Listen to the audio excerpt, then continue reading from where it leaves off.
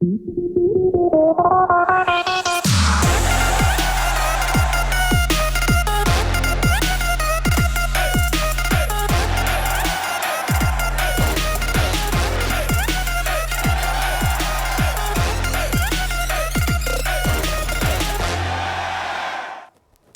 evening and welcome to Week 7 of Hoops Friday Night. I'm Dave Siseski. He's Tony Quach.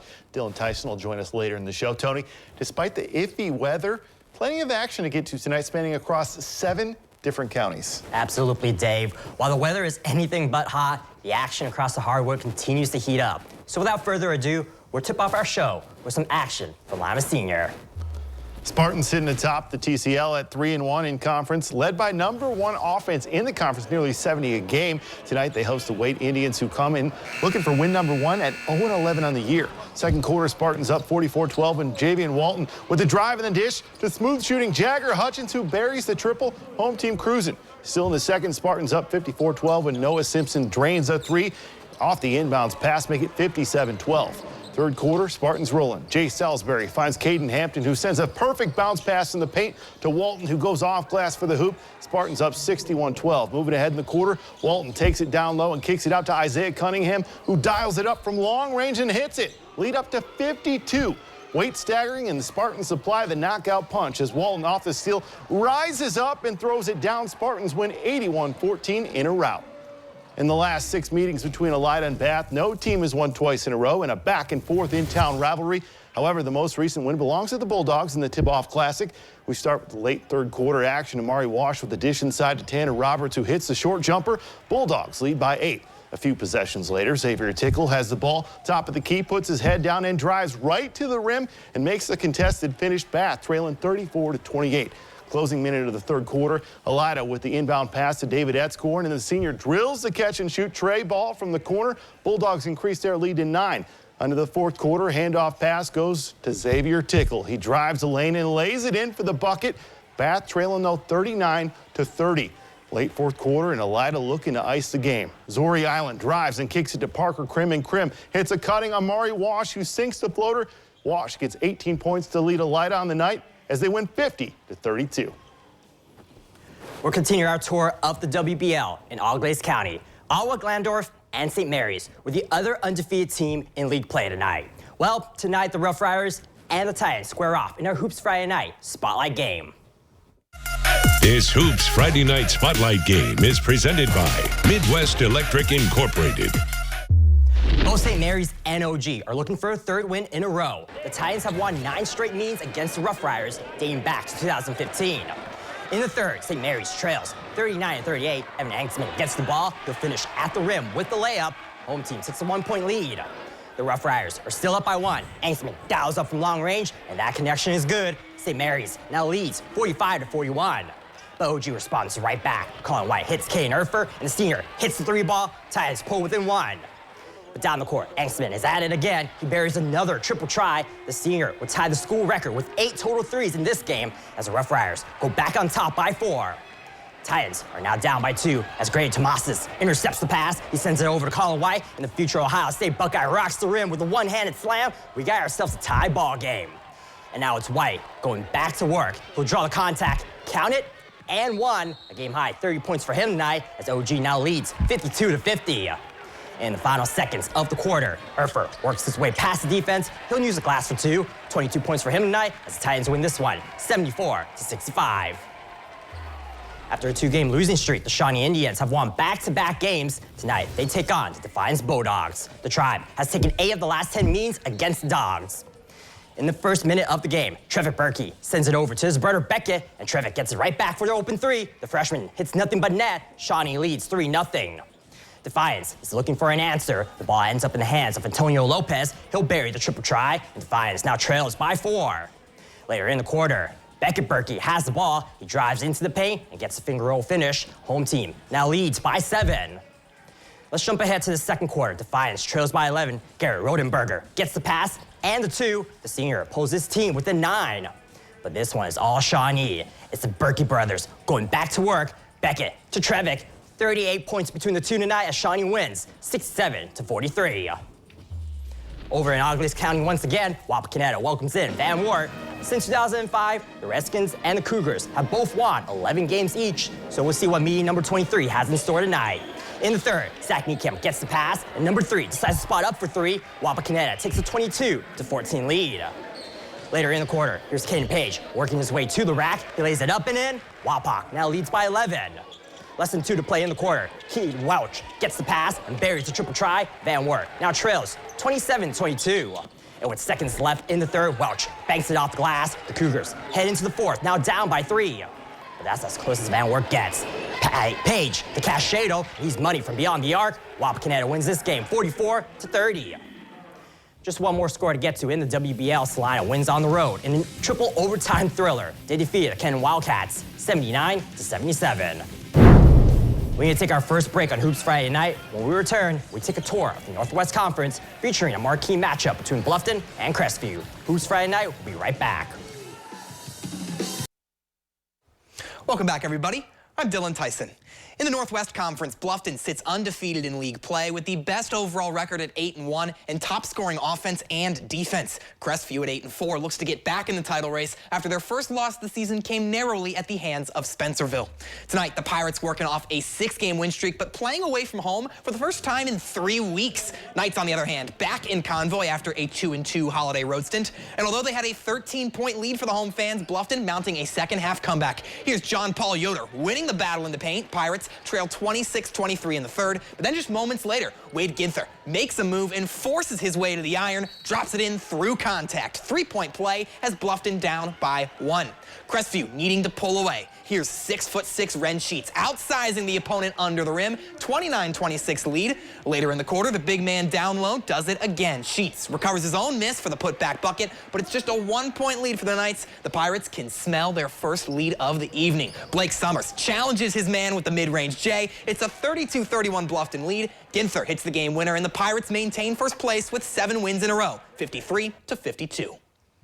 Checking in on the NWC's other first-place team, Spencerville's coming off back-to-back wins. Now they take on a Lincoln View team that they've beaten in back-to-back years, but the prior 4 meetings were all Lancer wins. The Bearcats, however, taken ownership recently in this rivalry. Here's Owen Sensabaugh on the perimeter, knocking down a triple, and Spencerville with the early 7-point lead. 5 seconds left in the first quarter for Lincoln View. Reed Jackson pulls up for the Lancers' first 3-ball of the night, still trailing 11-7, end of the quarter.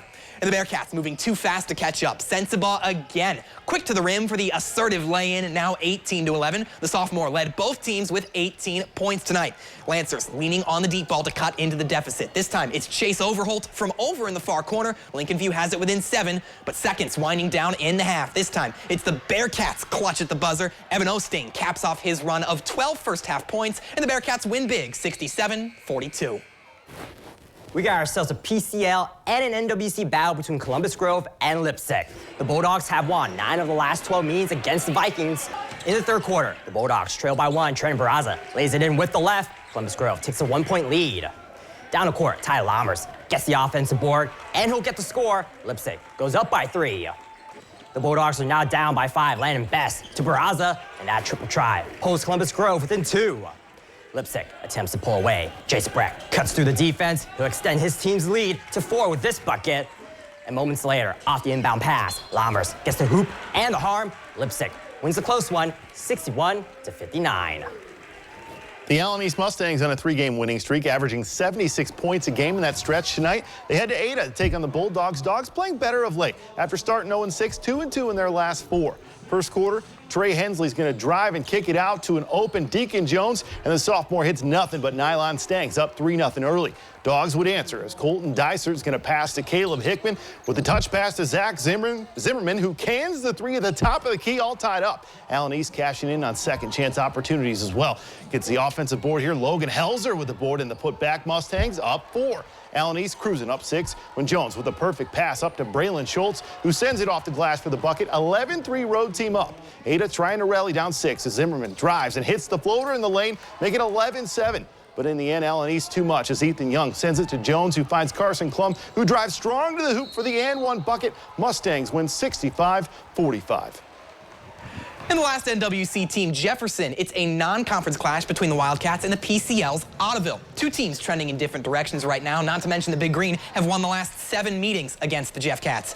First quarter, Michael Turnwald catches the defense napping. He finds Landon Horseman, and the junior lays it in for the Big Green, who are up by 3 early. But the Wildcats come right back. 6'4" Carter Agner loads up and knocks down the triple tray to knot things back up with that bucket. Ensuing moments, off the miss, Ottoville's on the move. Turnwald finds Horseman in transition. He drops it in. Big Green leads for a moment, but Jefferson ties it back up and adds another. Agner on the post, he gathers and gets the tough fadeaway to fall. Home team on top by 2. But 3 to go in the quarter. Turnwald, with all the time in the world, nails the 3 ball. The Big Green are in front and will win their 5th in a row. This one's 63-43 over Jefferson.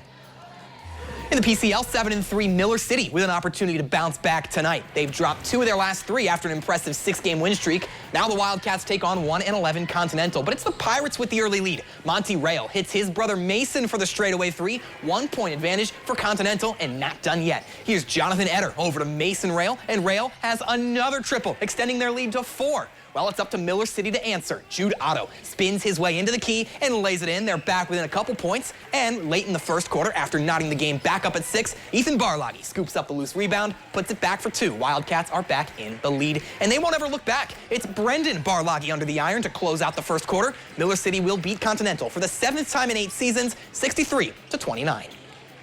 Our final game in the PCL over in Kalida as the Wildcats host the Fort Jennings Musketeers. Wildcats still searching for their first win on the season with a big opportunity as they won the last 12 in the series. Picking up the action in the third, Musketeers down 44-40. Owen Kelvich drains the 3. That cuts the deficit down to 1. Ensuing moments, Kelvin Menke gets a little jam, but he finds senior Bryce Gasser for the and 1 book it. But the Musketeers still trailing by 1. Kalida, though, comes back with an answer of their own. They move it around, resulting in Griffin Clausing finishing on the other end. Home team in front, 49-46. Off the rebound, Wildcats pushing it in transition. Jackson Schrader finds Jackson Hoffman, and the sophomore lays it in as Kalida takes care of business at home, winning 59-56 over Fort Jennings for their first win of the season. Well, we're set for our final break on Hoops Friday night, but when we return, the highlights continue with a showdown between Coldwater Cavaliers and the New Bremen Cardinals. Catch the action after the break. Welcome back. We'll continue Hoops Friday night with some action in the Miami Midwest Athletic Conference as New Bremen pays a visit to Coldwater. Both New Bremen and Coldwater are trying to get back into the win column. The Cavs stay undefeated in league play tonight. We'll start things off in the first quarter. Cardinals are up by 4. They're make it 7 after this 3 ball by Jackson Leonards. It's now a 7-0 lead for New Bremen. Now it's Aaron Tiemann pulling up and knocking down the jumper. Cardinals go up 9-0.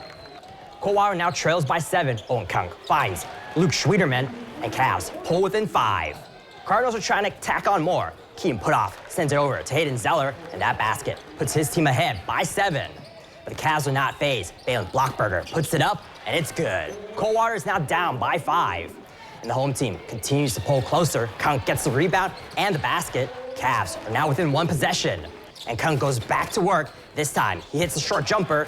Coldwater comes back to win, 46-42. And checking out the rest of the MAC scores, Marion Local wins at home, 60-33 over New Knoxville. St. Henry with a huge win on the road against Minster in overtime, 62-57 is the final for that game. Fort Recovery and St. John's was canceled tonight. The new day and time for this game will be Monday, January 15th at 7:30. Parkway and Versailles was also postponed tonight. No makeup date has been announced for that one just yet. Well, let's check in with the Shelby County League. Russia finished the first go-around of conference action in first place. Now the undefeated Raiders do it again, starting with 3rd place Jackson Center. The Tigers get out in front early as Lucas Heitkamp gets the hoop and the harm at 6-4 Jackson Center. So the Raiders playing from 2 points behind. Benjamin York sends his defender down to the hardwood and knots it back up at 6. These teams trading punches. Now it's the Tigers' turn. Reed Platfoot swift on his feet. 2-point Tiger lead, and it's a familiar feeling by now for Russia. Ball's back in York's hands. He knocks it down through contact. The and 1 gives the Raiders their first lead. From there, they'll just pile on top. Final minute of the quarter, Jackson Grosjean from the right post. 3-point lead closes out the period, and Russia now 12 for 12 on the season, 58-34. Some other Shelby County teams opening up the second round of league play. Third place Anna completes the sweep of Fort Loramie 42-30. And Fairlawn still looking for their first league win. They dropped a close one to fifth place Houston 51-47. Second place Botkins had the night off. Trojans ranked second in the state in the first AP poll, putting their perfect record on the line against Northview tonight.